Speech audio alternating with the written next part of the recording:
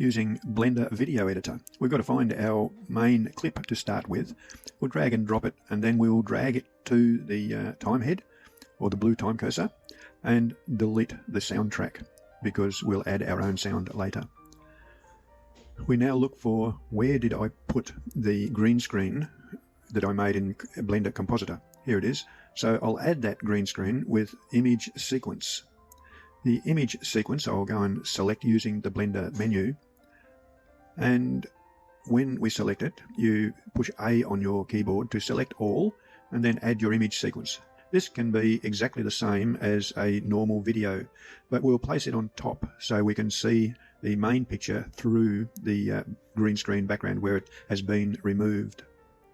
Scrub your timeline just to see that it's all working.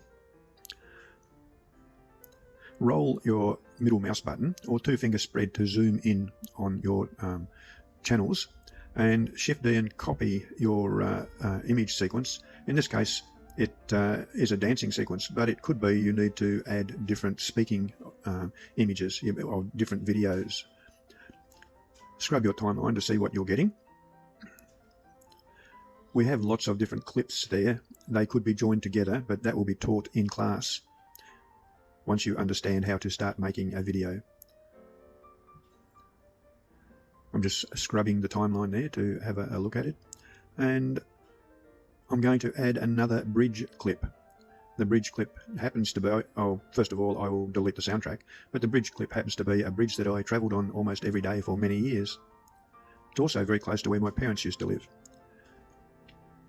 We're going to crop that clip, or there's where we got it from the internet, and I'm just going to use the clip that I downloaded.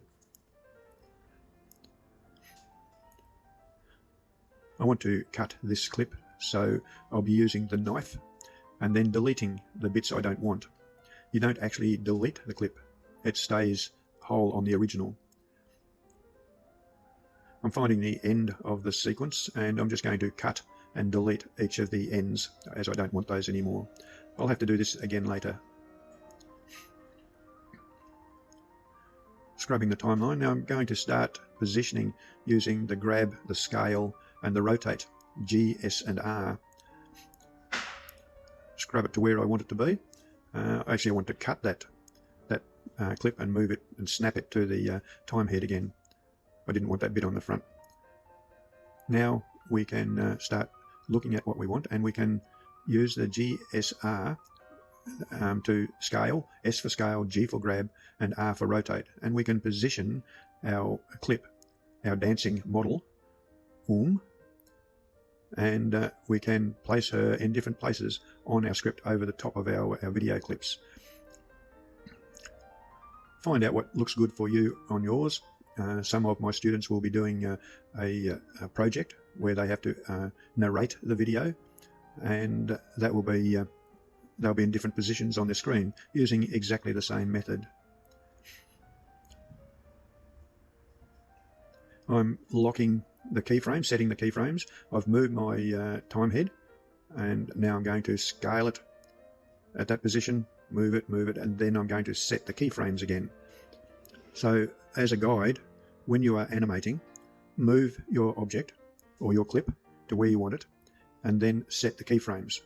Then you move again, move your time frame, and change your object using the G, S or R, grab, scale or rotate, and then set the keyframes again. In this case, I have to do it on each individual clip that I've copied, but I could have turned it into a meter strip and just done it on the 1 meter setting, but more of that in class.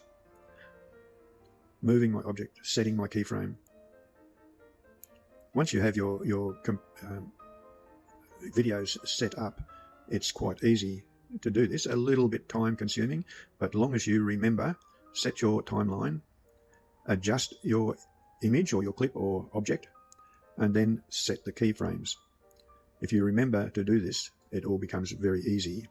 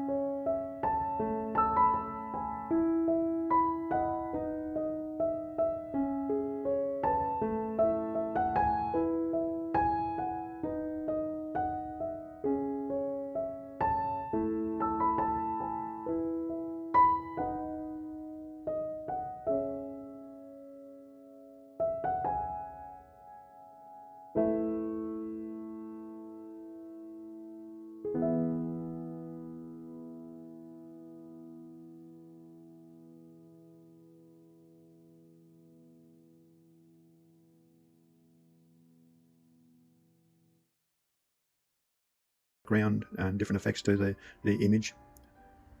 But at the moment we are just doing very basic.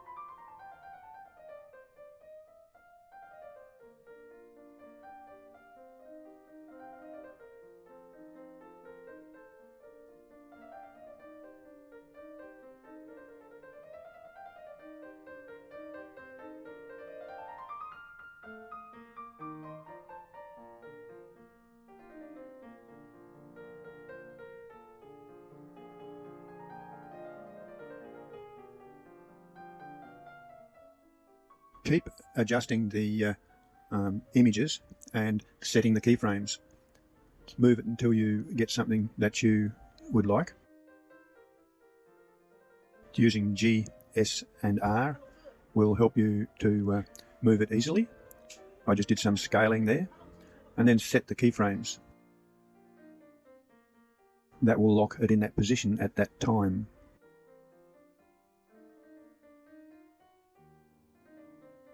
I keep trying to think about what I'm going to do next. Once again, the GSR or SGR, whichever you like, and set the keyframes. Change your timeline and set your keyframes again. It takes a little while to work through the animations, mostly because everybody's got a different idea of what is good to see and what is not good to see.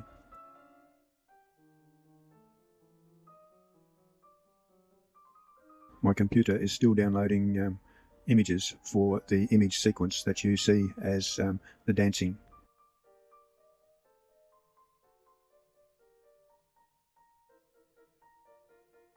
Adjust your timeline to make different things happen.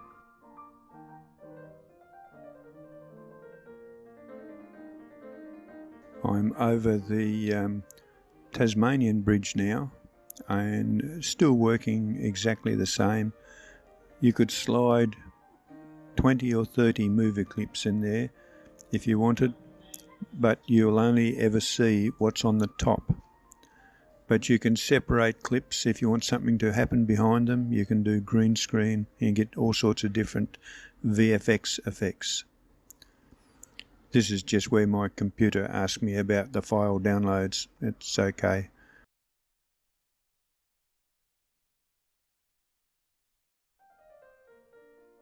It's still just the GSR.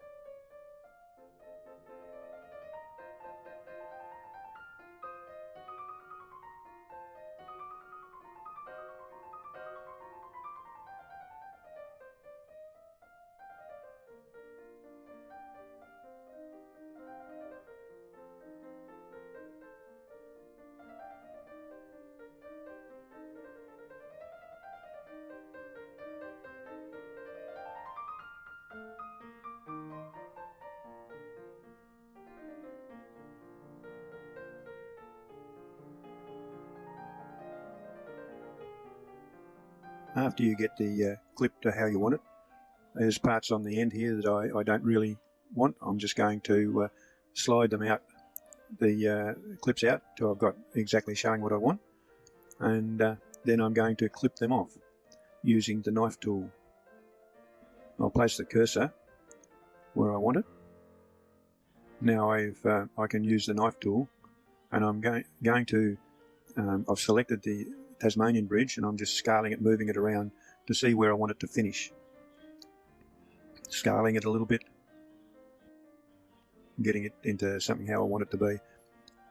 You can do this with many different clips all on the same screen if you want to. Lock it in place.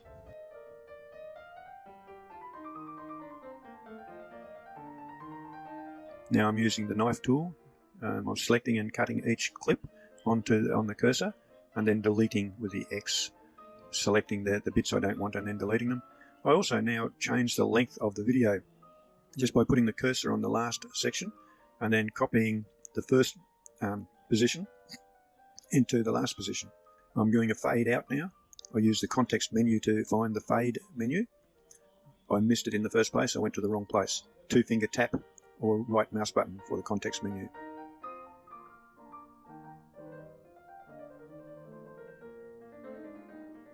I've now added a add text in the add text menu, and I'm putting a title in for the video. There's lots and lots of things you can do with the title, including fonts and all types of actions. I've just kept it very basic. Dancing on Bridges is what I've called it. And the font, of course, needs to go on top, because you want that on top of everything else on your screen. If you put it underneath your main clip, you cannot see it, because the text has a transparent background, so you can see the movie underneath.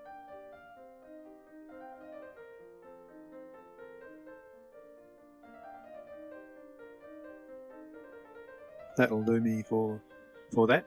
The next stage is to render our movie. I'm scrubbing it just to make sure everything is right, how I want it, and then we need to check the render settings.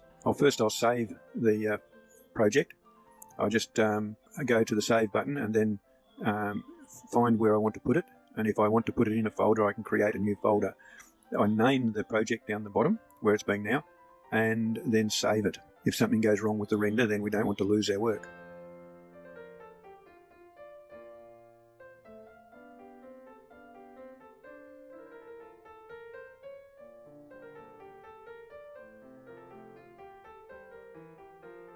The render engine we're using is Eevee, and just at 100%, just be aware that sometimes it's better to do your first render at 40 or 50%. The frames per second, normally most phones are 30 frames per second. Don't play with this once you've started your video, because it can mess things up a little bit. We're going to make a folder for our renders. We just find a place where we want the folder to be. And you can either make a new folder inside a folder. It's up to you. I'm making a new folder, and here, this new folder, give it a name that's easy to find for your project. Open your folder up, and then type the name of the renders that you want to name them down the bottom, and then go accept. Makes it easier to find your renders later if you've got a name that you understand. The rest of the settings are reasonably straightforward.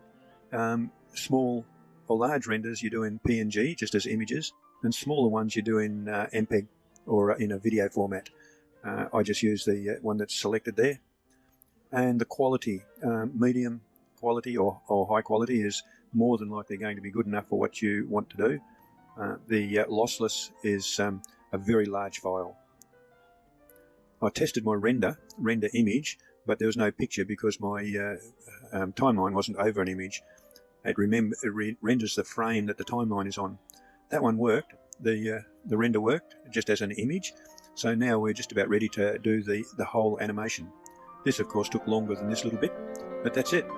Now you have a movie, all rendered yourself.